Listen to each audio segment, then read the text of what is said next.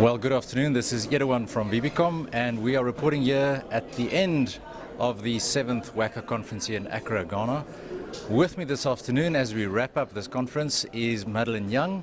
She is the Manager for Corporate and Integrity and Compliance at EY in the UK. And Madeline has been paneling a discussion for us.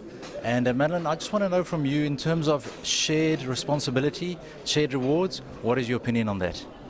Well, the mining sector is so capital intensive, and the people who are behind the investments that make the mining industry move forward are obviously seeking major payments, and they really want to have the most value come out of that project. But the problem is sometimes that those projects advance so quickly, and in a way sometimes it's not taking into account legal compliance frameworks in a country. Maybe you might have someone who'll make a decision that's actually against the law wherever you're operating, or you may have labor issues where you may be pushing your employees too hard, cutting the line too fine as far as pay, sleep, safety, and then you're going to have legal problems. You might have human rights abuses, you might have health and safety issues, and then you have the communities obviously who are hosting, they're hosting your project. You may have purchased the rights from the government, but it's actually the community, whether or not they're impoverished is irrelevant. It's their home and it's their backyard. So it's, how do we make sure that the value that's created by the mining industry is shared between your staff,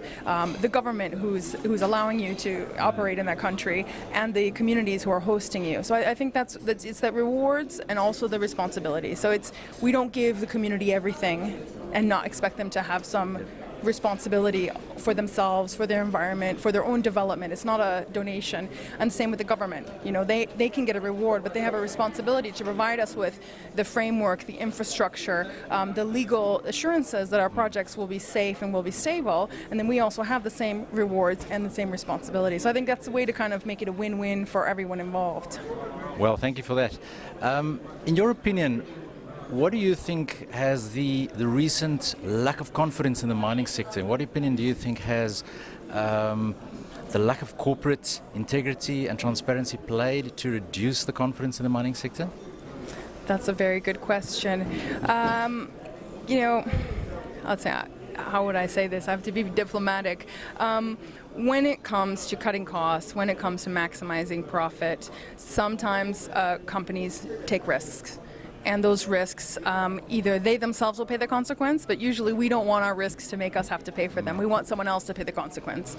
And often that is local communities or the environment. So if I cut corners on environmental, for example, on environmental protections, on the safety of my equipment, on the safety of water, then someone else is going to pay that consequence, and it's going to be the fish, the nature, et cetera, and the local people, acid rain, et cetera.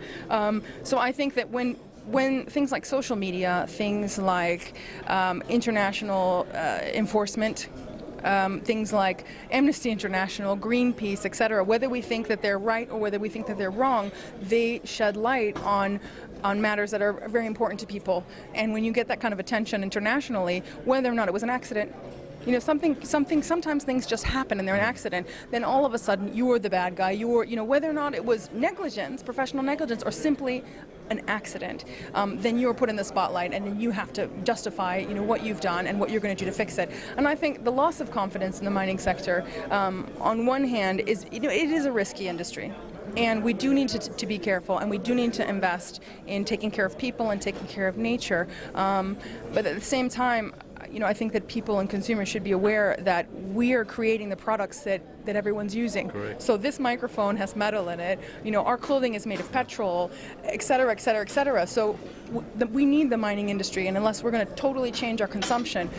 So I think that it's up to the mining industry to also respond to the criticism, to respond by being responsible, by admitting if there has been a mistake, if there has been a lesson that we need to learn, and then that will give consumers and the public and governments more confidence, and we can honestly say, we've made a mistake here. We had an error, and we've corrected it, and we've taken these steps, and we're being monitored, and we're working with government, and we're working with local communities. So I think that we do need to admit when we've made a mistake, and we do need to correct it. But by saying nothing, and by paying people off, or paying fines, etc., and then just kind of discreetly putting our tail between our legs, it doesn't help, and people lose respect. We need to be respected, and the employment we provide and the commodities we provide to the market need to be respected. And Yeah, and I think that's important for us to communicate that. Yes, us as consumers, we need to own up to the fact that we create the demand. So if there's one message that you can leave us as mining, where we are in the cycle, where we are in the industry, the challenges that we're facing, if there's one message that you can leave us for 2015, what is that message? I'd say that the mining industry, we need to work smarter and we need to work better and with more integrity. So when we can be trusted to develop our projects in a way that is sustainable and that is to the best benefit of all of our shareholders, sharing the benefits and sharing the costs, then the industry will be more respected by everyone, and then we can see, we can advance with less opposition. Yes. We don't need that opposition. I mean, we need to obey the laws, we need to be compliant, but that's what I'd say is we need to work smarter and we need to work with higher levels of integrity. Well, there you have it. That's the message from Madeline Young. It's me, Eduan, signing out, saying goodbye from the 7th WaCA here in Accra, Ghana.